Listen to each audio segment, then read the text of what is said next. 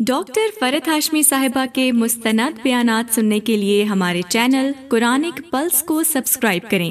یہاں قرآن و حدیث کی روشنی میں حقیقی رہنمائی اور روحانی ترقی کے خزانے ملیں گے۔ ابھی جڑیں اور دین کو گہرائی سے سمجھیں۔ نحمدہ ونصلی علی رسولہ الکریم، اما بعد، فاعوذ باللہ من الشیطان الرجیم، بسم اللہ الرحمن الرحیم، رب اشرح لی صدری ویسر لی امری واحلل عقدۃ من لسانی یفقہوا قولی۔ عن ابی ہریرہ وحکیم بن حزام قال قال رسول اللہ صلی اللہ علیہ وسلم خیر الصدقۃ ما کان عن ظہر غنى وابدأ بمن تعول۔ رواہ البخاری ورواہ مسلم عن حکیم وحدہ۔ عن ابی ہریرہ، ابو ہریرہ رضی اللہ عنہ سے روایت ہے، وہ حکیم بن حزام اور حکیم بن حزام سے، قال دونوں نے کہا، قال رسول اللہ صلی اللہ علیہ وسلم کہ رسول اللہ صلی اللہ علیہ وسلم نے فرمایا، خیر الصدقۃ بہترین صدقہ، ما کانا جو ہو، عن ظہر غنى بے پروائی کے ساتھ، وابدأ اور شروع کرو، بمن تعولو ساتھ اس کے جن کی کفالت تم پہ واجب ہے، یعنی جن کی تم عیالداری کرتے ہو۔ رواہ البخاری، اسے بخاری نے روایت کیا، اور رواہ مسلم اور اسے مسلم نے روایت کیا، عن حکیم وحدہ، مسلم کی روایت میں صرف حکیم بن حزام ہے۔ حضرت ابو ہریرہ اور حکیم بن حزام رضی اللہ عنہما کہتے ہیں، رسول اللہ صلی اللہ علیہ وسلم نے فرمایا، بہترین صدقہ وہ ہے جو بے پروائی کے ساتھ دیا جائے، اور شروع کرو اس شخص سے جس کا نفقہ تم پہ واجب ہو۔ یہاں لفظ ظہر غنى استعمال ہوا ہے۔ ظہر کا مطلب ہوتا ہے پیچھے، اور غنا کا مطلب ہوتا ہے مالدار ہونا یا غنی ہونا، یعنی جب تم صدقہ کرو تو سب کچھ نہ دے ڈالو، بلکہ اپنے لیے بھی کچھ باقی رکھو۔ اور دوسرا معنی جیسا کہ یہاں ہوا ہے کہ جو بے پرواہی کے ساتھ دیا جائے، یعنی انسان جب دے تو پھر نیکی کر دریا میں ڈال، بھول جاؤ۔ ایسا نہیں کہ تم دینے کے بعد پیچھا کرنا شروع کر دو، لینے والے پر احسان جتاؤ یا اس کو اذیت دو۔ اور اسی طرح ابتدا اس سے کرو جو تمہارا قریبی ہو، یعنی جن کی کفالت تم پہ فرض ہے، اپنے بیوی بچوں سے، اپنے گھر والوں سے، اپنے رشتہ داروں سے۔ اب یہاں پر بہترین صدقہ، نمبر 1 اس شخص کا صدقہ جو دل کے اطمینان کے ساتھ خرچ کرے، دے کے بھول جائے، لینے والے کو دکھ نہ دے۔ اس کو کیوں بہترین صدقہ قرار دیا گیا؟ اس کو اچھا صدقہ کیوں کہا گیا کہ یہ اچھا صدقہ ہے؟ دیکھیے، بہترین صدقہ وہ ہے جو بے پروائی کے ساتھ دیا جائے۔ کیوں بے پروائی کے ساتھ دیے ہوئے صدقے کو بہترین کہا گیا؟ اور ظاہر کا معنی جیسا کہ آپ سب جانتے ہیں، پیٹھ یا پیچھے، غنن غنا کے، یعنی دینے کے باوجود پیچھے بھی کچھ باقی ہے، یہ مراد ہے اس سے۔ اور دوسرا، اگر غنا کو غنن نفس قرار دیا جائے تو اس سے مراد یہ کہ دینے کے بعد پھر آپ فقر یا محتاجی سے نہ ڈریں، جس کو دیا اس پر احسان نہ جتائیں، اور بے فکر ہو جائیں کہ ضائع نہیں ہوگا، ریٹرن آئے گا۔ ہونا تو یہ چاہیے تھا کہ سب کچھ دے ڈالنے کو بہترین صدقہ کہا جائے، لیکن یہاں یہ کہا جا رہا ہے کہ سب کچھ دے ڈالنا بہترین صدقہ نہیں۔ بہترین صدقہ وہ ہے کہ جب آپ دیں تو دینے کے بعد آپ خود محتاج نہ ہو جائیں۔ قرآن پاک میں اس کے بارے میں ایک آیت آتی ہے، کیا؟ وَلَا تَجْعَلْ يَدَكَ مَغْلُولَةً إِلَىٰ عُنُقِكَ وَلَا تَبْسُطْهَا كُلَّ الْبَسْطِ فَتَقْعُدَ مَلُومًا مَحْسُورًا۔ لا تبسطها كل البسط، اسے روکا گیا، سب کچھ دے ڈالنے سے روکا گیا۔ کیوں؟ فتقعد ملوما محسورا، ورنہ تم خود عاجز، محتاج، درماندے، ملامت زدہ ہو کے بیٹھ جاؤ گے، خود لوگوں کے آگے ہاتھ پھیلانے لگو گے۔ اور بہترین صدقہ کون سا ہے؟ جو تم سب سے پہلے اپنے گھر والوں کے اوپر خرچ کرتے ہو۔ اب گھر والوں پہ خرچ کرنا فرض ہے، تو فرض کی ادائیگی پر اجر بھی زیادہ ہے، جیسے نفل پر بھی ثواب ہے، لیکن اگر آپ فرض نماز چھوڑ کر نفل پڑھ رہے ہیں تو نفل فائدہ مند نہیں، پہلے فرض ادا کریں۔ اسی طرح جب آپ باہر دینے لگے تو پہلے دیکھ لیں کہ گھر والوں کے پاس ہے یا نہیں۔ اب آپ سوچ رہے ہوں گے کہ وہ پھر ان صحابی نے گھر والوں کو بھوکا چھوڑ کے دوسروں کو کیوں دیا؟ بتائیے، ہر حکم کے اندر استثنائی صورتیں موجود ہوتی ہیں۔ جیسے غزوہ تبوک کے موقع پر حضرت ابوبکر نے جب سب کچھ دیا تو وہ ایک ایمرجنسی کی کیفیت تھی، اس وقت دین کے جغرافیائی سرحدیں جو ہیں ان کی حفاظت بھی مقصود تھی۔ اگر اس وقت مال خرچ نہ کیا جاتا اور بیوی بچوں اور گھر کو دیکھا جاتا تو پھر اگر دین ہی باقی نہ رہتا تو باقی کیا باقی رہتا؟ تو ایک بڑی ضرورت آ گئی سامنے۔ کچھ چیزیں ہیں جو عام حالات کے لیے ہیں اور کچھ ہیں جو خاص حالات کے لیے ہوتی ہیں۔ اسی طرح جس خاص کنڈیشن میں وہ شخص آیا تھا اس میں کہیں بھی اس کے لیے کھانا نہیں تھا، مسافر تھا، مہمان تھا، اور پھر وہ لفظ اگر آپ کو یاد ہو، اکرمی ضیف رسول اللہ صلی اللہ علیہ وسلم، کہ رسول اللہ کے مہمان کی عزت، یعنی یہ بھی ایک بہت بڑی بات ہے کہ کوئی شخص کہاں سے ریکمینڈ ہو کے آ رہا ہے، اس کے ساتھ مجھے کیسے معاملہ کرنا ہے۔ اور بعض اوقات میں بھی بھوکا، دوسرا بھی بھوکا، لیکن دوسرے کی بھوک میری بھوک سے زیادہ ہے، دو ضرورتیں سامنے آ گئی، تو پھر کیا دیکھا جائے گا، کس کی ضرورت زیادہ ہے، تو وہاں خرچ کیا جائے گا۔ وعن ابی مسعود قال قال رسول اللہ صلی اللہ علیہ وسلم اذا انفق المسلم نفقة على اہلہ وهو يحتسبها كانت له صدقہ متفق علیہ۔ وعن ابی مسعود، ابو مسعود رضی اللہ عنہ سے روایت ہے، قال، کہا، قال رسول اللہ، فرمایا رسول اللہ صلی اللہ علیہ وسلم نے، اذا انفق، جب خرچ کرتا ہے، المسلم، مسلمان، نفقتاً، کوئی خرچ، علی اہلہ، اپنے گھر والوں پر، وہوا، اور وہ، یحتسبھا، ثواب کی امید رکھتا ہے اس سے، کانت، ہے، لہو، اس کے لیے، صدقہ، صدقہ، متفق علیہ، متفق علیہ روایت ہے۔ حضرت ابو مسعود رضی اللہ عنہ کہتے ہیں رسول اللہ صلی اللہ علیہ وسلم نے فرمایا کہ مسلمان جب اپنے اہل و عیال پہ خرچ کرتا ہے اور اس سے ثواب کی توقع رکھتا ہے تو یہ بھی اس کے لیے صدقہ ہی شمار ہوتا ہے۔ کتنی خوبصورت بات، کتنا خوبصورت ہے یہ دین۔ آپ اپنے فرائض ادا کریں لیکن احسان جتا کے نہیں، اپنے گھر والوں کو دے رہے ہیں لیکن ان پہ بھی احسان نہیں۔ بہت سے والدین کو دیکھا گیا کہ وہ بچوں کی تعلیم پہ اگر خرچ کرتے ہیں تو جینا حرام کر دیتے ہیں ان کا، تم پہ اتنا اتنا اتنا خرچ کر چکے ہیں۔ ایون اپنی اولاد کے ساتھ یا بیوی کے ساتھ بھی احسان کریں تو جتانا نہیں چاہیے۔ اور دوسری بات یہ ہے کہ اگر بچوں پر بھی آپ خرچ کرتے ہیں، اور خاص طور پر اگر ماں خرچ کرتی، کیونکہ باپ پر تو فرض ہے ہی، اس کو تو فرض ادا کرنے کا اجر ملے گا، لیکن اگر ماں محنت کر کے بچوں کو پال رہی ہے تو اس کے لیے دگنا اجر ہے، صدقے کا بھی اور قرابت داری کے حق کا بھی۔ اصل چیز کیا ہے پھر اجر کے اضافے میں؟ اصل بنیاد کس چیز کی ہے؟ نیت کی۔ آپ کوئی کام کیوں کر رہے ہیں؟ وعن ابی ہریرہ قال قال رسول اللہ صلی اللہ علیہ وسلم دینار انفقتہ فی سبیل اللہ ودینار انفقتہ فی رقبہ ودینار تصدقت به علی مسکین ودینار انفقتہ علی اہلک اعظمها اجرا الذی انفقتہ علی اہلک، رواہ مسلم۔ عن ابی ہریرہ، ابو ہریرہ رضی اللہ عنہ سے روایت ہے، قال، کہتے ہیں، قال رسول اللہ صلی اللہ علیہ وسلم، رسول اللہ صلی اللہ علیہ وسلم نے فرمایا، دینار، ایک دینار، انفقتہ، خرچ کیا تم نے اس کو، فی سبیل اللہ، اللہ کے راستے میں، ودینار، اور ایک دینار، انفقتہ، خرچ کیا تم نے اس کو، فی رقبۃ، گردن چھڑانے میں، ودینار، اور ایک دینار، تصدقت بہ، صدقہ کیا تم نے ساتھ اس کے، علی مسکین، اوپر مسکین کے، ودینار، اور ایک دینار، انفقتہ، خرچ کیا تم نے اس کو، علی اہلک، اپنے گھر والوں پر، اعظمھا اجرا، سب سے بڑا اجر کے اعتبار سے، الذی، وہ ہے جو، انفقتہ، خرچ کیا تم نے اس کو، علی اہلک، اپنے اہل و عیال پر، رواہ مسلم، اسے مسلم نے روایت کیا ہے۔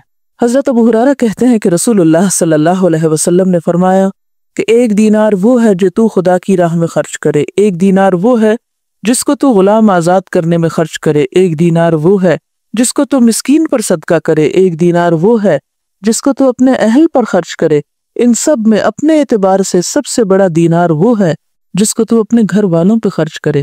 آپ سب کو ایک وعدہ کرنا ہوگا مجھ سے، سب بیٹوں والی مائیں اپنے بیٹوں کو یہ حدیث لفظ پڑھائیں گی، سب ساسیں جو اس وقت ساس بن چکی ہیں خاص طور پر بیٹوں کو یہ حدیث سنائیں گی، یہ قرض ہے آپ پر۔ آپ کو پتہ ہے بہت سے جھگڑے کہاں سے شروع ہوتے ہیں؟ کہاں سے شروع ہوتے ہیں؟ جب مرد حضرات اپنی ذمہ داری نہیں پوری کرتے۔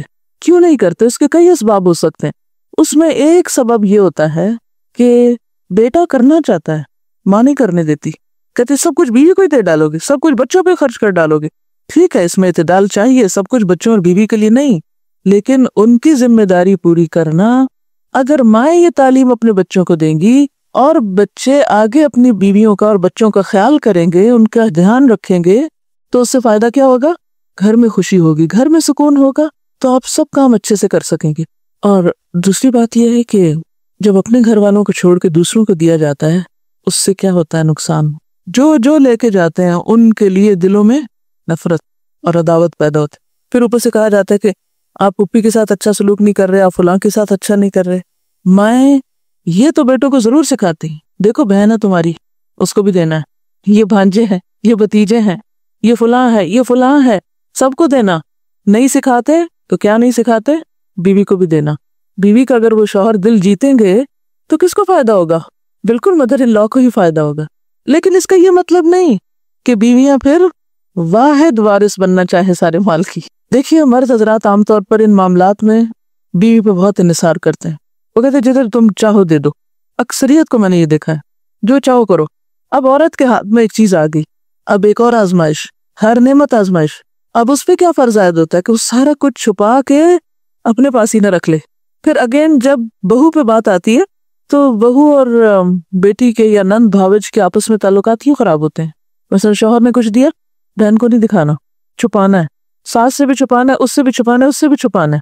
اس کے کوئی وجوہات ہو سکتے ہیں, لیکن ان مسائل کو کم کرنے کے لیے اصل جو چیز چاہیے وہ دلوں کا بڑا ہونا ہے. جو لے جاتا ہے لے جائے, میرا حصہ کوئی بھی نہیں لے جا سکتا. میں نے انشور کرایا ہوا ہے, کوئی نہیں لے جا سکتا میرا. جو میرے حصے میں وہ آئے گا, اور اگر اللہ ہی نے نہیں لکھا میرے حصے میں, کسی کو دینے کی توفیق نہیں ہوگی, چاہے میں ٹکرے مار کے مروں, نہیں مل سکتا, لکھا ہی نہیں میری قسمت میں. تو اس لیے ان معاملات میں تھوڑی بے پرواہی کی بھی ضرورت, تھوڑی نہیں بلکہ بہت, دلوں کی وسعت کی بھی ضرورت ہے. شوہر رازق نہیں ہوتے, رازق کون ہے؟ اللہ. اگر وہ ہمیں دینے کی وجہ ماں کو دے رہے ہیں, بہن بھائیوں کو دے رہے ہیں, باہر کہیں دے رہے ہیں, تو اس میں بہت جلنے کوڑنے کی ضرورت نہیں. جو آپ کا وہ آ جائے گا, جو اللہ نے آپ کے لیے لکھا ہے وہ کہیں سے بھی آئے گا. تو جب تک ہم بھروسہ اللہ کی ذات پہ نہیں کریں گے نا تو بات نہیں بنے. ایک قصہ سنا رہی ہیں کسی کا کہ بیٹا جاب بھی کرتا تھا, بزنس بھی کرتا تھا, جو مال کماتا تھا ماں کو لا کے دیتا تھا. عام طور پہ ایسے ہوتا ہے, بچے ماں سے اٹیچڈ ہوتے ہیں, سب کچھ انہیں کو سمجھ چلا. اب ہوا کیا کہ جب شادی ہوئی تو بیوی کا مطالبہ شروع ہوا, لیکن وہ ساس جو تھی وہ ان کو عادت نہیں تھی دینے کی یا شیئر کرنے کی.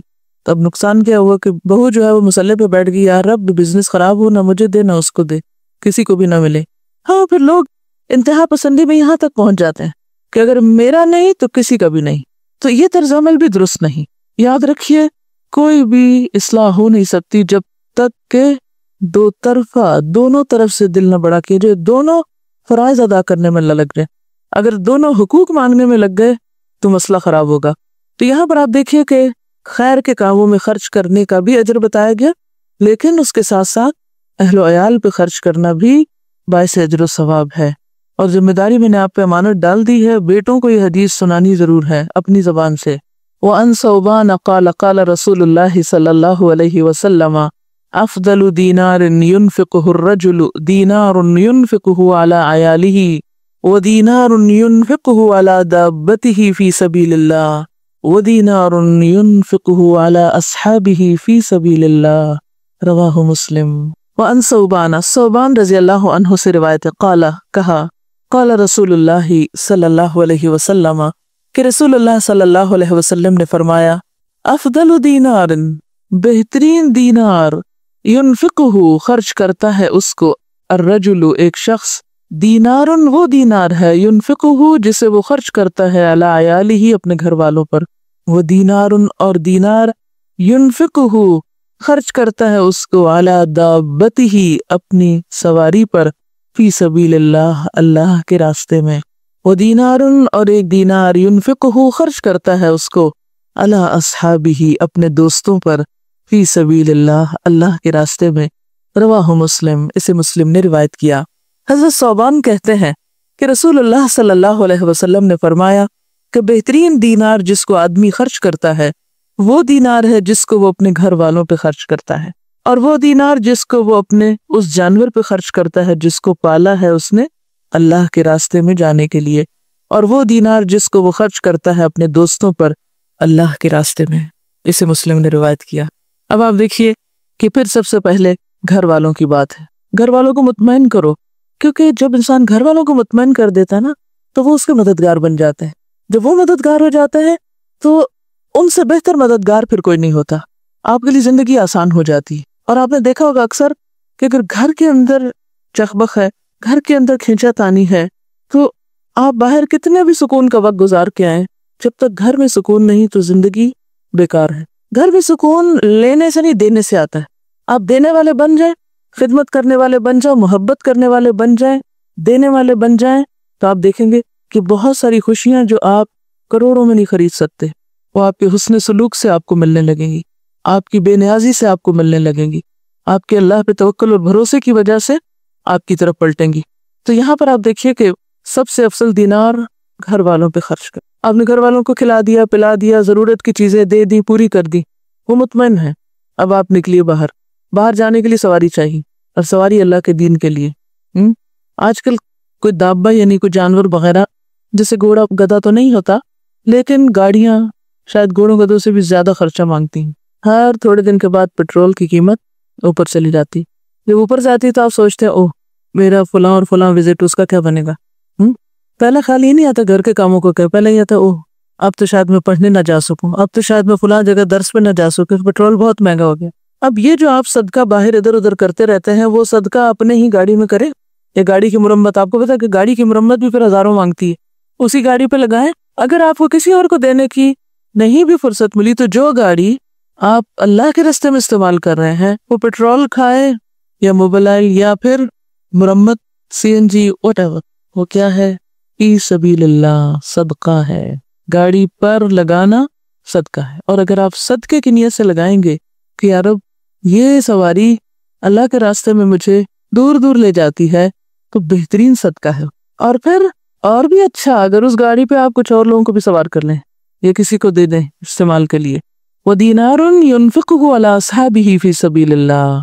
اب جب آپ اللہ کے راستے میں نکلتے تو اکیلے کہاں نکلیں گے؟ اکیلے تو نہیں نکل سکتے، ساتھ ہوں گے نا ساتھی۔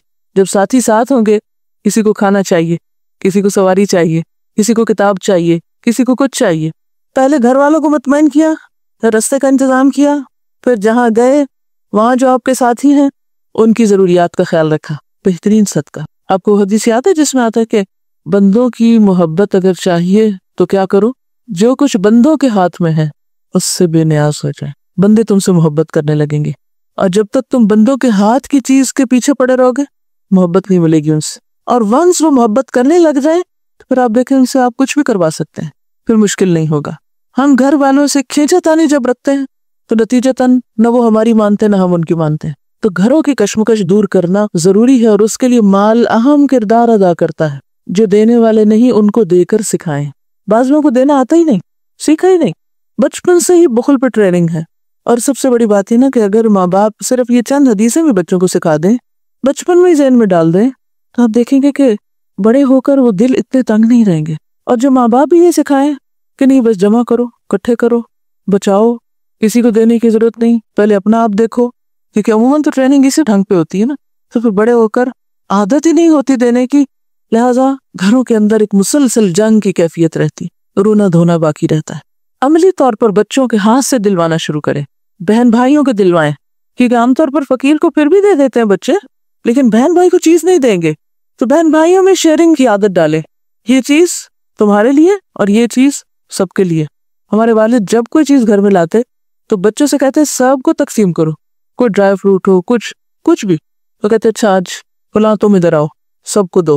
اس سے دینے کی عادت پڑتی اور اپنوں کو دینے کی عادت پڑتی، ورنہ انسان اپنوں کو دینے میں بعض اوقات زیادہ بخیل ہوتا ہے۔ دسترخوان سے یہ ٹریننگ شروع کی جائے۔ ہمارے والد ہمیں کہتے تھے کہ عید تمہیں رمضان میں مل جائے گی، کیونکہ رمضان میں ثواب زیادہ ہوتا، تو میں تم لوگوں کو عید رمضان میں دینا چاہتا ہوں۔ ہمیں ہمیشہ عید ایک دن پہلے مل جاتی تھی، 2 دن پہلے۔ جو مل جاتی تھی تو پھر کہتے تھے اب تو اللہ کے راستے میں نہیں دو گے، پھر ہم ہی سے نکلواتے تھے۔ تو اس وقت دل بہت تھوڑا ہوتا تھا کہ یہ کیا مشکل ہے۔ تو یہ ہے کہ گھر میں کوئی ایسی چیز رکھ لیں جس میں ڈالتے جائیں بچے، کوائنز ڈالنے کا، کوئی برتن، کوئی پاٹ، کوئی اینی تھنگ، اور پھر جو وہ بھر جائے تو پھر جا کے خود اپنے ہاتھ سے خرچ کریں، یعنی اللہ کے راستے میں جہاں بھی دلوانا ہو آپ کو۔ ادھی کی اگر آپ نے بایوگرافی پڑھی، میں نے ساری پڑھی، اور 3 دن میں پڑھی تھی میں نے، اور بہت کچھ سیکھا تھا میں نے اس میں وہ لکھتے ہیں کہ اس کام کے کرنے کے پیچھے کون تھا، کہتے میری ماں، جو بالکل پڑھی لکھی نہیں تھی اور بہت غریب گھرانے سے تعلق رکھتے تھے، لیکن ماں ان کے ہاتھ سے بہت صدقہ کرواتی تھی۔ وہ کہتے ہیں کہ وہ ایک چھتی کے اوپر وہ رکھی ہوئی ہوتی تھی ایک کٹورا یا پیالہ، اور اس میں پیسے ہوتے تھے، مجھے چڑھا کے اترواتی تھی، پھر کہتی جاؤ وہاں دے کر آؤ، اور مجھے دوڑاتی تھی دور دور تک گاؤں میں، اور جہاں جہاں ضرورت ہوتی تھی وہاں مجھے بھیجتی تھی۔ تو وہ کر کر کے ایک ایسی عادت پڑی کہ پھر وہ کیے بغیر چین بھی تو نہیں آتا. جب آپ کو بچپن سے عادت پڑ جائے تو پھر آپ نہیں چھوڑ سکتے, پھر وہ رگ رگ میں چلا جاتا ہے. اور بچپن سے بخل پہ بچوں کو پالے, رگ رگ میں بخل گھس جائے گا, ساری زندگی خود بھی اذیت اٹھائیں گے اور دوسروں کے لیے بھی وبال جان ہوں گے. کیونکہ بخیل شخص جو ہے اس کے ساتھ زندگی بسر کرنا سب سے مشکل کام ہوتا ہے. اور پھر آپ دیکھیے خاص طور پر یہ حدیث مسلم کی روایت ہے اور بڑی خوبصورت حدیث ہے جس میں کہ فی سبیل اللہ اپنے ساتھیوں پہ خرچ کرنا, ان کی ضروریات پر. وعن ام سلمۃ قالت قلت یا رسول اللہ الی اجر ان انفق علی بنی ابی سلمہ انما هم بنیہ فقال انفقی علیہم فلک اجر ما انفقت علیہم متفق علیہ. وعن ام سلمہ سے روایت ہے, قالت کہتی ہیں قلت میں نے کہا یا رسول اللہ اے اللہ کے رسول صلی اللہ علیہ وسلم الی اجر کیا میرے لیے اجر ہے, ان انفق کہ میں خرچ کروں, علی بنی ابی سلمہ ابو سلمہ کے بچوں پر, انما هم بنیہ بے شک وہ میرے بچے بھی ہیں. آپ کو معلوم ہے نا کہ حضرت ام سلمہ جو آپ کی اہلیہ محترمہ تھی ان کی شادی پہلے ابو سلمہ سے ہوئی تھی اور پھر وہ 4 بچے چھوڑ کر فوت ہوئے تھے اور وہ بچے اپنے ساتھ حضور کے گھر لائے تھی.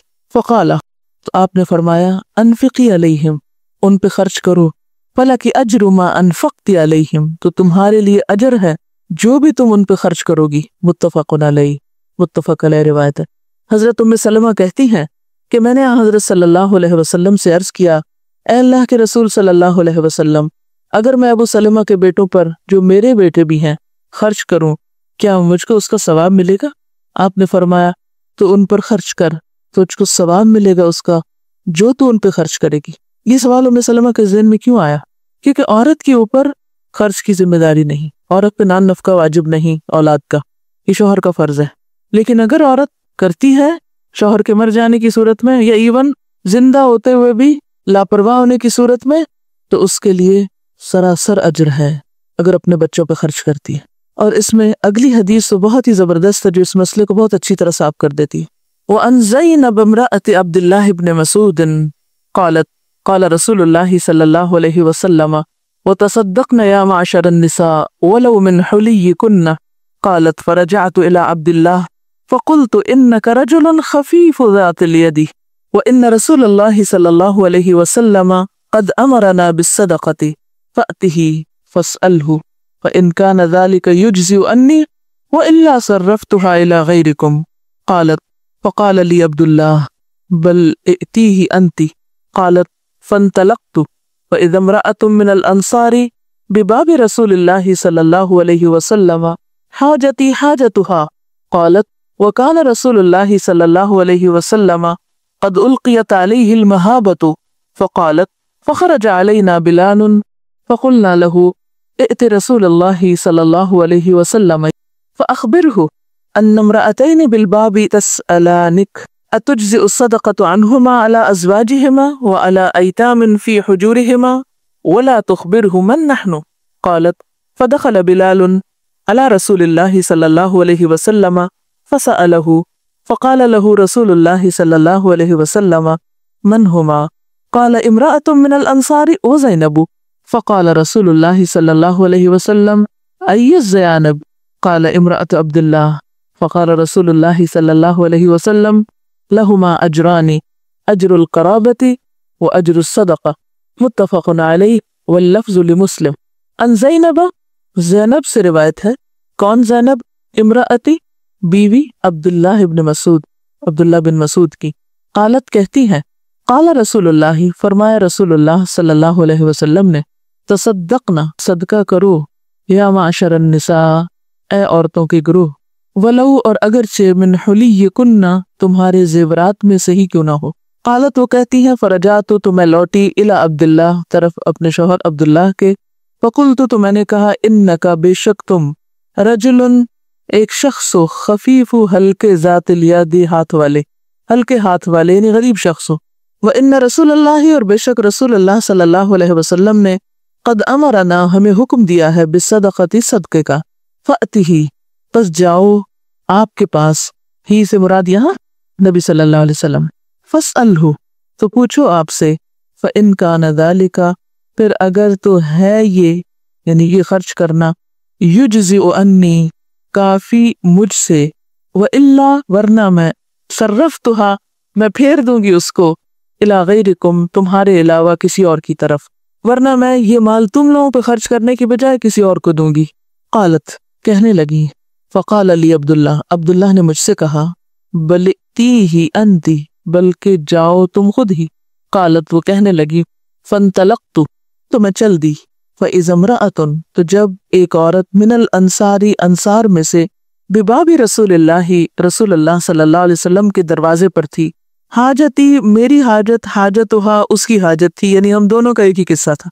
قالت کہنے لگی وکان رسول اللہ اور تھے رسول اللہ صلی اللہ علیہ وسلم قد القیت علیہ تحقیق ڈالی گئی تھی آپ پر المہابت حیبت، یعنی آپ میں غیر معمولی حیبت تھی۔ فقالت تو کہنے لگی فخرج علینا تو نکلے ہم پر بلال، فقلنا لہو تو ہم نے اس سے کہا یعنی بلال سے کہا ائتی جاؤ رسول اللہ صلی اللہ علیہ وسلم کے پاس، فاخبرہ تو خبر دو آپ کو ان امرأتین کہ بے شک دو عورتیں بالباب دروازے پر ہیں، تسألانک آپ سے سوال کرتی ہیں، اتجزئ الصدقۃ کیا کافی ہوگا صدقہ، انہما ان دونوں کا، علی ازواجہما ان کے شوہروں پر، وعلی ایتام اور اوپر یتیموں کے، فی حجورہما ان کی گودوں میں یعنی جن کی وہ پرورش کر رہی ہوں، ولا تخبر پھر آپ کو نہ بتانا من نحنو کہ ہم کون ہیں، یعنی پوچھنے والا کون ہے یہ نہیں بتانا۔ قالت وہ کہتی ہیں فدخل بلال داخل ہوئے بلال علی رسول اللہ صلی اللہ علیہ وسلم پر، فسألہ تو پوچھا آپ سے، فقال لہ تو فرمایا آپ کو رسول اللہ صلی اللہ علیہ وسلم نے من ہما یہ کون ہے دونوں، کون پوچھتی ہیں؟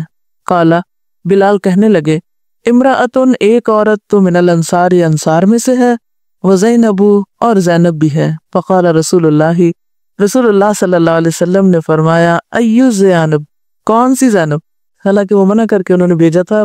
قالا تو بلال کہنے لگے امرأت عبداللہ بن مسعود کی بیوی ہیں۔ فقالا تو فرمایا رسول اللہ صلی اللہ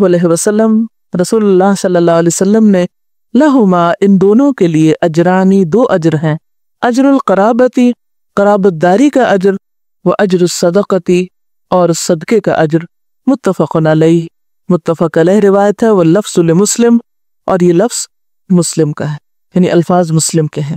حضرت عبداللہ بن مسعود رضی اللہ عنہ کی بیوی زینب کہتی ہیں کہ رسول اللہ صلی اللہ علیہ وسلم نے فرمایا اے گروہ خواتین خیرات کرو اگرچہ وہ تمہارے زیورات ہی میں سے کیوں نہ ہو، یعنی عورتوں کو آپ نے خاص طور پر تلقین کی خیرات کی۔ زینب کہتی ہے کہ رسول اللہ صلی اللہ علیہ وسلم کا وعظ سن کر جب میں اپنے شوہر عبداللہ کے پاس پہنچی تو میں نے ان سے کہا کہ تم ایک مفلس آدمی ہو اور رسول اللہ صلی اللہ علیہ وسلم نے ہمیں خیرات کرنے کا حکم دیا ہے، لہٰذا تم حضرت صلی اللہ علیہ وسلم کی خدمت میں حاضر ہو کر دریافت کرو کہ اگر میں تم پر اور تمہاری اولاد پر خرچ کروں تو یہ کافی ہوگا یا نہیں۔ یہ لفظ آتا نا اتجزئ الصدقۃ عنہما کیا کافی ہو جائے گا صدقہ ان دونوں کی طرف سے، یعنی ان دونوں کو دینے پر، ورنہ پھر دوسروں کو صدقہ دوں۔ زینب کہتی ہیں عبداللہ نے یہ سن کر مجھ سے کہا کہ تم ہی جاؤ۔ زینب کہتی ہیں میں گئی اور دیکھا کہ ایک انصاری عورت رسول اللہ صلی اللہ علیہ وسلم کے دروازے پر بیٹھی ہے اور اس کی حاجت بھی میری ہی حاجت کی مانند تھی، وہ بھی یہی بات دریافت کرنے آئی تھی۔ زینب کہتی ہے کہ رسول اللہ صلی اللہ علیہ وسلم میں غیر معمولی ہیبت تھی۔ دفعتاً ہمارے پاس بلال آئے، ہم نے ان سے کہا کہ رسول اللہ صلی اللہ علیہ وسلم کی خدمت میں حاضر ہو کر عرض کرو کہ دو عورتیں دروازے پہ بیٹھی ہیں اور دریافت کرتی ہیں کہ اگر وہ اپنے شوہروں اور ان یتیم بچوں کو جو ان کی پرورش میں ہیں صدقہ دیں تو کیا یہ کافی ہو جائے گا، اور آپ سے یہ ذکر نہ کرنا کہ پوچھنے والی عورتیں کون ہیں۔ زینب بیان کرتی ہیں کہ بلال چلے گئے اور رسول اللہ صلی اللہ علیہ وسلم کی خدمت میں حاضر ہو کر مسئلہ پوچھا۔ آپ نے دریافت فرمایا یہ دونوں عورتیں کون ہیں؟ بلال نے کہا ایک انصاری عورت ہے، دوسری زینب ہے۔ آپ نے پوچھا کون سی زینب؟ بلال نے کہا عبداللہ کی بیوی۔ آپ نے فرمایا ان کو دوہرا ثواب ملے گا، ایک ثواب تو قرابت کا اور دوسرا صدقے کا۔ کتنا زیادہ عورت کے حقوق کو اس طرح پروٹیکٹ کیا گیا، خاص طور پر وہ عورتیں جن کو شوہر کی طرف سے مالی مشکلات کا سامنا۔ پہلی بات تو یہ کہ آپ صلی اللہ علیہ وسلم نے عورتوں کو الگ خاص طور پر صدقے کی تعلیم دی، اور وہ ایک اور حدیث سے پتہ چلتا ہے کہ آپ نے فرمایا کہ تکثرن اللعن تم زبان کا غلط استعمال کرتی ہو، کثرت سے لعن تان کرتی ہو، ان ڈانٹ ڈپٹ بچوں کو ادھر ادھر ہر ایک چیز کو تو تمہیں خیرات کرنی چاہیے۔ اس سے کیا پتہ چلتا ہے کہ زبان کے گناہوں کا کفارہ کس میں ہے۔ اور پھر دوسری وجہ آپ نے بتائی تھی کہ تم خاوند کی ناشکری ہوتی، وہ جتنا بھی احسان کرے تو تم نہیں مانتی اس کو۔ اس ناشکرے پن کا بھی کفارہ اور ازالہ کس میں ہے؟ صدقے میں۔ اب جب صدقے کی بات آئی تو وہ کہتی ہیں کہ میں گھر پہنچی، کہتے ہیں کہ حضرت عبداللہ بن مسعود کی جو اہلیہ تھی وہ ہنرمند تھی اور اپنے ہاتھ سے کوئی کام کیا کرتی تھی اور اس سے کمائی کرتی تھی۔ اب عبداللہ بن مسعود کچھ نہیں کماتے تھے، فقیر آدمی تھے، سب ذمہ داری انہی کی تھی۔ وہ واپس آئی، جب سنا کہ صدقہ خیرات کرنا ہے تو گھر آ کر کہنے لگی کہ دیکھو تم تو ایک مفلس آدمی ہو اور آپ نے ہمیں صدقے کا حکم دیا ہے، لہٰذا تم جا کر یہ پوچھ کے آؤ کہ میں تم پہ اور تمہاری اولاد پہ جو خرچ کرتی ہوں وہ میرے حق میں صدقہ لکھا جائے گا، کیا کافی ہوگا صدقہ؟ یہی صدقہ کافی ہے یا اس کے علاوہ میں باہر بھی کروں؟ زینب کہتی ہے کہ عبداللہ نے سن کے مجھ سے کہا کہ نہیں میں تو نہیں جاتا پوچھنے، تم خود ہی جاؤ۔ یہی جھگڑے ہوتے ہیں نا گھروں میں۔ اب یہ دیکھیں کہ ایک طرف وہ کام نہیں کر رہے، دوسری طرف مسئلہ بھی نہیں پوچھ کے دے رہے۔ ایسے میں اس عورت کو کیا کرنا چاہیے تھا؟ کیا حق بنتا تھا؟ کیا کریں یہ؟ ہم جیسا کوئی ہوتا وہاں تو کیا کرتا؟ لڑائی جھگڑا، ہاں ٹھیک ہے تم نہیں پوچھتے تو ناصر میں تمہیں نہیں دیتے، میں دے رہی ہوں کسی اور، کہتے جاؤ خود پوچھو۔ اب دیکھیں وہ خود چلی جاتی ہیں، کیوں چلی جاتی ہیں؟ وجہ وہ کچھ کرنا چاہتی ہے نا، تو جس کو کچھ کرنا وہ رستہ تلاش کرتا ہے کہ نہیں مجھے تو کرنا ہے اور صحیح چیز کرنی ہے اور بہتر کرنی۔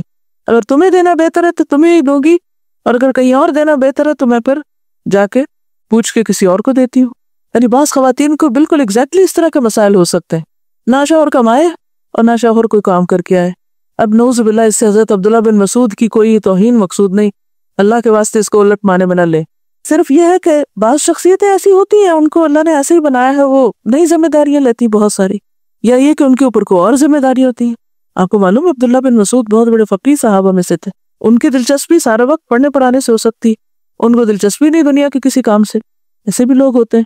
اب دیکھیں نا کہ ہر مرد کی شادی ہونی ہے، ہر عورت کی ہونی ہے، اب کسی کا کسی سے تو واسطہ پڑے گئی، آپ کتنا بھی اچھا رشتہ تلاش کر لیں، کیونکہ بعض اوقات کہتے ہیں نا سوچ سمجھ کے رشتہ کرے، بھئی کسی نہ کسی کے پلے تو کسی نے پڑنا ہی ہے، مسئلہ تو پھر جس کے بھی پلے پڑ گیا، اگر آپ کے نہیں کسی اور کے تو مسئلہ تو وہی رہا۔ تو ایسی صورت میں پھر کیا ہے کہ نباہ کے طریقے سوچے جائیں، ایڈجسٹمنٹ کے طریقے سوچے جائیں، ورنہ پھر خود کو اذیت دینا ہے۔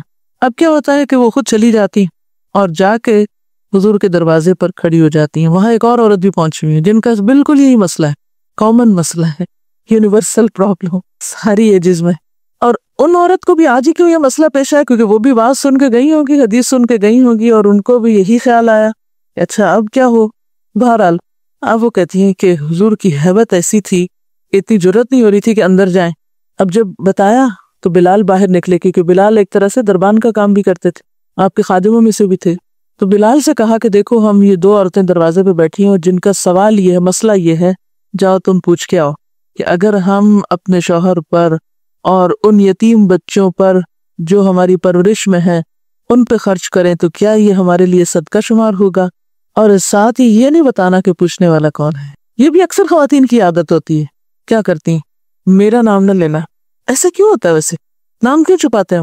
لمبا سا خط لکھیں گے مشوروں سے بھرا ہوا، آپ کی خیر خواہ، کچھ سمجھ نہیں آتی کہ خیر خواہ کہاں سے تعلق رکھتا ہے۔ جب تک یہ نہ پتہ چلے مسئلہ ہے کس کا تو بس میں سمجھ بھی نہیں آتا، صرف خالی مسئلہ کچھ اور ہوتا ہے، جب کانٹیکسٹ میں ہوتا ہے جس شخص کی طرف سے ہے، اگر آپ اس کو بھی سمجھ رہے ہیں تو بالکل بات اور ہو جائے۔ تو وہ کہتی ہے کہ بتانا نہیں، اب انہوں نے تو کہہ دیا بتانا نہیں، لیکن حضرت بلال والا کیسے نہ بتائیں جب حضور پوچھیں کچھ، اس سے کیا پتہ چلتا ہے؟ لائلٹی، وفاداری آپ کے پاس ہے، آ کے میسج لے جا رہے ہیں، لا رہے ہیں، تو یہ وفاداری بے حد ضروری ہوتی ہے، کیونکہ بعض اوقات آپ کہیں کام کر رہے ہیں، باہر سے لوگ آتے ہیں، وہ کیا کہتے ہیں ان کو فیور دیا جائے اور جس کے آپ کام کر رہے ہیں اس کے وفادار نہ ہوں، تو ایسے میں پھر دو میں سے کس کا وفادار ہونا ہے آپ کو؟ مالک کا وفادار۔ اور جھوٹ بھی تو نہیں بول سکتے نا، کیسے نہ بتائیں؟ اور بتانے میں حرج بھی تو کوئی نہیں تھا، اس میں کون سی ایسی بڑی بات تھی، وعدہ بھی نہیں کیا تھا اور کوئی راز کی بات نہیں تھی۔ پھر اس میں آپ دیکھیں کہ آپ صلی اللہ علیہ وسلم نے کیوں اتنی تفتیش کی، یعنی کیوں اتنی تفصیل سے پوچھا؟ تو یہ یاد رکھیے کہ جب آپ کسی کے سامنے اپنا مسئلہ پیش کریں تو ذرا اپنا تعارف بھی ضرور کرائیں، بیک گراؤنڈ کا پتہ نہ ہو تو جو مفتی ہے وہ آپ کو ایسا جواب دے گا کہ جو آؤٹ آف کانٹیکسٹ ہوگا۔ بعض اوقات ہم ادھوری بات لکھ دیتے ہیں اور مفتی کو بھی آزمائش میں ڈال دیتے ہیں، اور پھر مفتی بھی آج کل آگے پیچھے کچھ نہیں پوچھتے، وہ کہتے ہیں ہماری ذمہ داری نہیں تفتیش کرنا۔ اور پھر آپ دیکھیے کہ سب سے پہلی مثال تو خود حضرت خدیجہ کی ہے، جنہوں نے اپنے شوہر پر خرچ کیا۔ ان کو کیا صلہ ملا اس کا؟ سب میں زیادہ مالدار خاتون تھی حضرت خدیجہ، لیکن انہوں نے بغیر کسی آر کے اپنے شوہر پہ خرچ کیا، اگرچہ وہ ایک مشن میں تھا لیکن پھر بھی خرچ کیا۔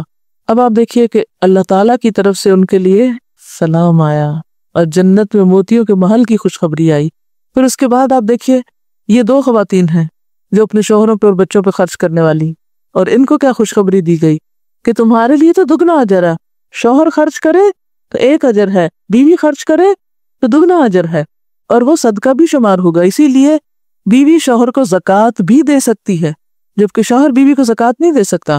حضرت زینب بیان کرتی ہے کہ بلال چلے گئے اور رسول اللہ صلی اللہ علیہ وسلم کی خدمت میں حاضر ہو کر مسئلہ پوچھا۔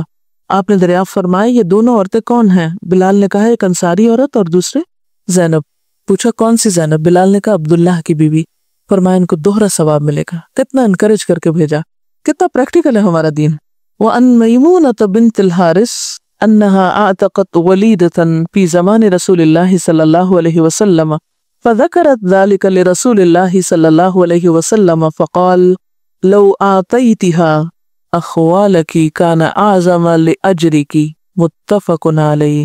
وأن میمونة اور میمونہ بنت الحارث سے روایت ہے، یہ آپ صلی اللہ علیہ وسلم کی زوجہ محترمہ ہے، انہا کہ انہوں نے اعتقت آزاد کیا، ولیدتن ایک لونڈی کو، فی زمان رسول اللہ رسول اللہ صلی اللہ علیہ وسلم کے زمانے میں، فذکرت پھر ذکر کیا، ذالک اس کا یعنی آزاد کرنے کے بعد ذکر کیا، لرسول اللہ رسول اللہ صلی اللہ علیہ وسلم کو، فقالا تو آپ نے فرمایا، لو اگر آتیتیہا تم دے دیتی اس کو، اخوالکی اپنے ماموں کو، کانا تھا اعظما زیادہ بڑا، لأجرکی تمہارے اجر کے لیے، متفق علیہ متفق علیہ روایت ہے۔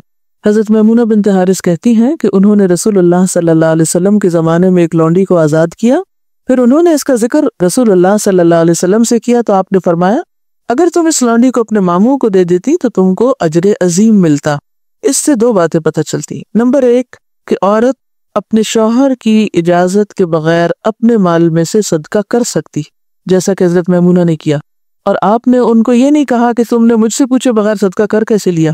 یعنی اس معاملے میں عورت کو شوہر کی اجازت کی قانوناً ضرورت نہیں، اخلاقاً ہے ضرورت، اور خصوصاً ایسے شوہر جو ہر معاملے میں شک کرتے ہوں اور گھر میں ایک فساد ہو سکتا ہو اور وہ غلط فہمی کا شکار ہو جائے کہ معلوم نہیں یہ کس کو دیا۔ عام طور پر شوہروں کو کیا غلط فہمی ہوگی کہ میں کیوں بھیج دیا ہوگا، ماں باپ کو دیا ہوگا، بہن بھائیوں کو دیا ہوگا۔ ہاں، مشکل یہ ہے کہ ہمارا جو کلچر ہے، یہ جو ہماری ثقافت ہے یہاں بر صغیر پاک و ہند کی، اس میں عورت کے پاس اسلام کے دیے ہوئے حقوق ہے نہیں۔ یعنی اسلام تو دیتا ہے آپ کو حق، آپ اپنے مال میں جو چاہیں کریں، لیکن معاشرہ آپ کو حق نہیں دیتا، تو وہ کلیش ہو جاتا ہے نا۔ پھر تو ایسے میں آپ کو پھر کس طرح جینا ہے؟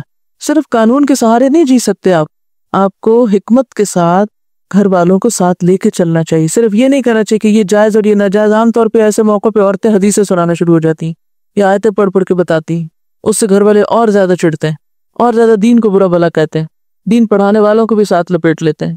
تو اس میں سب کی خیر اسی میں ہے کہ ایسے معاملات میں حکمت کا ثبوت دیا جائے۔ دیکھیے اختیار کا ملنا ایک چیز ہے اور اختیار کا استعمال کرنا دوسری چیز ہے۔ ضروری نہیں کہ اگر اختیار مل ہی جائے تو انسان اس کو استعمال ہی کرتا رہے، اس کو سوچ سمجھ کے اختیار کرے جس میں نقصان کی بجائے فائدہ ہو۔ دوسری بات جو یہاں بتائی گئی وہ یہ کہ جب انہوں نے کر لیا تو شوہر کو بتایا، بالکل چوری چھپے ایسے کام نہیں کرنے چاہیے، شوہر سے ذکر کرتے رہنا چاہیے تاکہ کوئی غلط فہمی نہ ہو، بدگمانی نہ ہو، اعتماد میں لے کے ایک دوسرے کو ایسے کام کرنے چاہیے، خواہ آپ کی ذاتی مالی کیوں نہ ہو۔ دوسری بات، آپ نے ان کو کیا سجیسٹ کیا؟ اگر تو اپنے ماموں کو دیتی تو زیادہ بہتر تھا، کیونکہ ہو سکتا ہے کہ ان کے ماموں زیادہ ضرورت مند تھے۔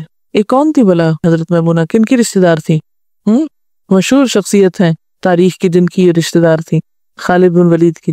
وعن عائشہ قالت یا رسول اللہ ان لی جارین فإلی ایہما اہدی قال الی اقربہما منک بابا، رواہ البخاری۔ وعن عائشہ، حضرت عائشہ سے روایت، قالت کہتی ہیں یا رسول اللہ، اے اللہ کے رسول صلی اللہ علیہ وسلم، ان لی جارین میرے 2 پڑوسی، فإلی ایہما تو ان دونوں میں سے کس کی طرف اہدی میں ہدیہ بھیجوں؟ قال فرمایا الی اقربہما ان میں سے جو زیادہ قریب ہے، من کی تجھ سے، بابن دروازے میں، رواہ البخاری، بخاری نے اس کو روایت کیا۔ حضرت عائشہ کہتی ہے کہ میں نے حضرت صلی اللہ علیہ وسلم سے پوچھا کہ اے اللہ کے رسول صلی اللہ علیہ وسلم، میرے 2 ہمسائے ہیں، ان میں سے کس کو ہدیہ بھیجوں؟ حضرت ابو ذر کہتے ہیں کہ رسول اللہ صلی اللہ علیہ وسلم نے فرمایا جس کا دروازہ تمہارے دروازے سے زیادہ قریب ہو، تو اس سے کیا پتہ چلتا ہے؟ فَالْأَقْرَبُ الْأَقْرَبُ وَابْدَأْ بِمَنْ تَعُولُ، ہمیشہ جہاں آپ رہتے ہوں آپ کے قریب والوں کا حق آپ پر زیادہ ہے۔ کیوں؟ اس کی حکمت بتائیے مجھے، کیا حکمت ہے اس میں؟ قریب والوں کا حق کیوں زیادہ ہے؟ پڑوسی کا حق زیادہ، اور پڑوسیوں میں بھی جو زیادہ قریب پڑوسی ہے یا پھر رشتہ دار ہے، دوسری طرح کی قرابت ہے، کیوں؟ وائی؟ یہ اتنا امپورٹنٹ کیوں ہے؟ دینا بھی آسان ہے، ہمارے پاس جو کچھ ہے اس کی ساری انفارمیشن بھی ان کو ہوتی ہے اور وہ نظر بھی اس پہ رکھتے ہیں، اور اگر آپ نہیں دیتے تو ان کے اندر حسد اور بغض پیدا ہوتا ہے اور اس کے نتیجے میں تعلقات بھی خراب ہوتے ہیں۔ ہر کوئی اگر اپنے قریب والوں کا خیال رکھنا شروع کر دے، ان کی ضروریات کو دیکھنا شروع کر دے، جو کہ سب سے آسان ہے۔ ہم عموماً جب نیکی کا سوچتے ہیں تو وہ دور بیٹھے ہوئے لوگوں کو تو سوچتے ہیں، مگر جو آس پاس قریب ہی ہیں ان کو بھول جاتے ہیں۔ تو ترتیب یہی ہے، قریب سے یعنی قدم قدم قدم آگے دائرہ پھیلائیں، لیکن ابتدا میں وہ دائرہ چھوٹا ہی ہوگا۔ آپ اس کو یوں دیکھیے، آپ ایک نقطہ لگائیے، نقطے کی کیا ویلیو؟ ایک نقطہ ہے، اس کے گرد سرکل لگائیے، کریے ایکٹیویٹی، سرکل پر سرکل لگائیے، پھر ایک اور سرکل لگائیے اس کو۔ اب آپ دیکھیے کہ دائرہ وسیع ہوتا جائے گا نا، دائرہ بڑا ہوتا جائے گا نا، ہر سرکل کے آگے ایک اور سرکل لگتے آٹومیٹیکلی دائرہ بڑھتا جائے گا۔ لیکن آپ آغاز کس سے کریں؟ قریب والے دائرے سے۔ اس میں آسانی بھی ہے، اس میں بھلائی بھی ہے کہ یہ سارے آپ کے سپورٹر ہو جائیں گے، سارے مددگار بن جائیں گے، یہ زیادہ آپ کے کام آنے والے بھی بن جائیں گے۔ اگر جس نیت سے نہیں کسی کے ساتھ بھلائی کرنی چاہیے، لیکن جیسے حضرت موسیٰ علیہ السلام نے کہا تھا وَاجْعَلْ لِي وَزِيرًا مِّنْ أَهْلِي هَارُونَ أَخِي وَعَنْ أَبِي ذَرٍّ قَالَ رسول اللہ صلی اللہ علیہ وسلم اذا طبخت مرقة فأكثر ماءها وتعاهد جيرانك، رواہ مسلم۔ وعن ابی ذر، ابو ذر رضی اللہ عنہ سے روایت ہے، کہا رسول اللہ، فرمایا رسول اللہ صلی اللہ علیہ وسلم نے، اذا طبخت مرقة، جب پکاؤ تم شوربہ، فأكثر، زیادہ کر لو، ماءها، اس کا پانی زیادہ ڈال دو، وتعاهد، اور خیال رکھو، خبرگیری کرو، جیرانک، اپنے ہمسایوں کی، یعنی اپنے ہمسایوں کا خیال رکھو اور زیادہ شوربہ پکا کر ان کو بھی بھیجو، رواہ مسلم۔ حضرت ابو ذر رضی اللہ عنہ کہتے ہیں کہ رسول اللہ صلی اللہ علیہ وسلم نے فرمایا جب تو شوربہ پکائے یعنی سوپ بنائے تو اس میں زیادہ پانی ڈال اور خبرگیری کر اپنے ہمسایوں کی۔ یہ جو بات ہے طبختہ، ابو ذر سے کہا تھا طبختی کیوں نہیں کہا؟ مرد تو نہیں پکاتے، منع نہیں ہے مردوں کو پکانا، بالکل منع نہیں ہے۔ دنیا کے مشہور شیف جو ہے، بہترین شیف کون ہے؟ عورتیں تھوڑی، مرد ہی ہیں، جی ہاں۔ تو مردوں کی کوکنگ جائز ہے، مردوں کے ہاتھ کا پکا ہوا آپ کھا سکتے ہیں۔ اکثر لوگ پوچھتے رہتے ہیں کرسچن کا پکا ہوا کھا سکتے ہیں، مرد کو رکھ سکتے ہیں گھر میں، مرد کا پکا ہوا کھا سکتے ہیں، بالکل کھا سکتے ہیں۔ اچھا، دوسری جو اہم بات ہے یہاں پر وہ ہے ہمسایوں کی خبرگیری، قریبی ہمسایوں کے ساتھ شیئرنگ کھانے پینے کی چیزوں میں۔ اور پانی زیادہ پڑے گا تو کیا ہوگا؟ ہنڈیا میں زیادہ شوربہ ہوگا، دل بھی بڑا ہوگا دینے سے، اور پھر بخل دور ہوگا۔ اور پھر جب آپ دینے والے ہوں گے تو کوئی آپ کو بھی نہیں بھولے گا انشاءاللہ۔ آپ کو پتہ ہے کہ مجھے اور اداروں کا تو نہیں پتا، شاید جو ہمارے اسلامی مدارس ہیں ان میں بھی لڑکوں کو کچھ کوکنگ وغیرہ سکھاتے ہیں، آئی ڈونٹ نو، لیکن ایک اسکول کے بارے میں جانتی ہوں، کراچی گرامر، کہ جہاں باقاعدہ لڑکوں کو سوپ وغیرہ بنانا اور چھوٹی چھوٹی کوکنگ کرنا سکھاتے ہیں، بٹن لگانا اور چھوٹی چھوٹی سلائی، اور اس میں کوئی امتیاز نہیں۔ میں سوچتی ہوں یہ سنت تو ہمارے رسول صلی اللہ علیہ وسلم کی ہے۔ ہمارے اسلامی اسکولز اپنے کریکولم میں شاید ہو، میرے علم میں نہیں، لیکن عموماً دیندار طبقہ اس طرف توجہ نہیں کرتا۔ آپ زبان سیکھ لیں، کراٹے سیکھ لیں، فرسٹ ایڈ کی ٹریننگ لے لیں، نشانہ بازی سیکھیں، گھڑ سواری سیکھیں، سوئمنگ سیکھیں، کچھ نہ کچھ سیکھیں، کسی کام کے بنے کہ کسی دوسرے کے کام آ سکیں، کچھ نہ کچھ سیکھیں۔ میری بہن بتا رہی تھی کہ ان کے اسکول میں ایک ٹیچر ہے جو کانوینٹ میں پڑھی ہے، تو وہ کہتی کہ ہماری جو ٹیچر ہوتی تھی وہاں پر، وہ ہر روز صبح ہمیں واک پہ لے جاتی تھی، ایک راستے سے لے جاتی اور دوسرے راستے سے واپس لاتی، ہر درخت اور ہر پتے کے بارے میں ہمیں آن دا اسپاٹ بتاتی۔ اس میں آپ دیکھیں کہ کتنی بہترین لرننگ بھی ہے، اور بچوں کو سمجھ بھی کتنا سمجھتے ہیں کہ کون بچہ توجہ دیتا ہے، کون کیسے بیہیو کرتا ہے، کون سنتا ہے، کون نہیں سنتا، کون سیکھتا ہے، کون نہیں سیکھتا۔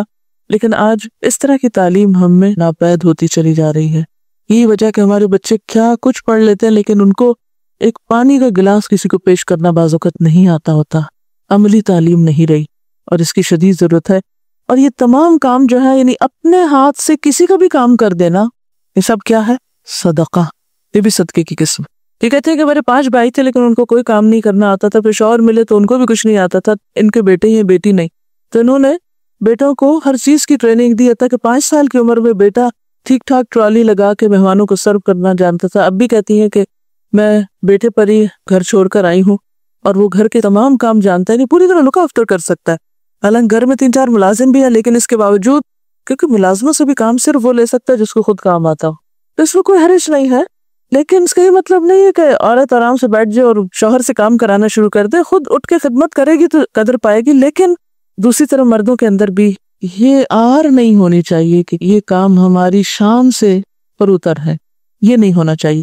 وآخر دعوانا ان الحمد للہ رب العالمین، سبحانک اللہم وبحمدک، نشہد ان لا الہ الا انت، نستغفرک ونتوب الیک۔